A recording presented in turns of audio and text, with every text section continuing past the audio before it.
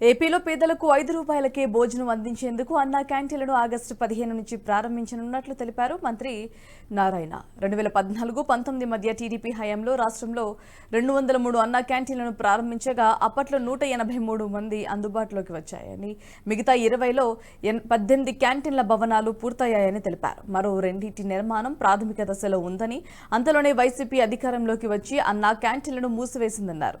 ఈ భవనాలను వార్డు సచివాలయాలు, గోదాములుగా మార్చేసి వాటిలోని ఫర్నిచర్ను మూలన పడేసిందన్నారు. వీటన్నిటికీ మరమ్మతులు చేపట్టి ఆగస్టు 10 నాటికి సిద్ధం చేయాలని అధికారులను ఆదేశించినట్లు వివరించారు. అన్ని చోట్ల క్యాంటీన్లను ఒకే మాదిరిగా ఒకే భోజన మెనూతో ఉండేలా చర్యలు తీసుకుంటామన్నారు.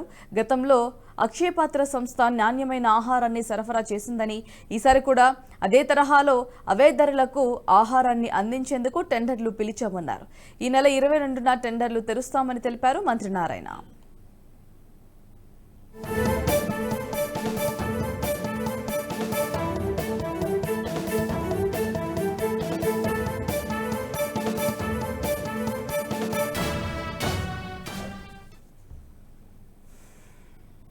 ఈ వీడియో మీకు నచ్చినట్టయితే లైక్ చేయండి, 10 మందికి షేర్ చేయండి. అలాగే కామెంట్ల రూపంలో మీ అభిప్రాయాలను మాతో పంచుకోండి. Nationalist hub group of channels ను సబ్స్క్రైబ్ చేసుకుని తెలుగునాట జాతీయవాద జర్నలిజాన్ని ప్రోత్సహించండి. ఈ వీడియో కింద ఉన్న బెల్ ఐకాన్ పై క్లిక్ చేయడం మర్చిపోవద్దు.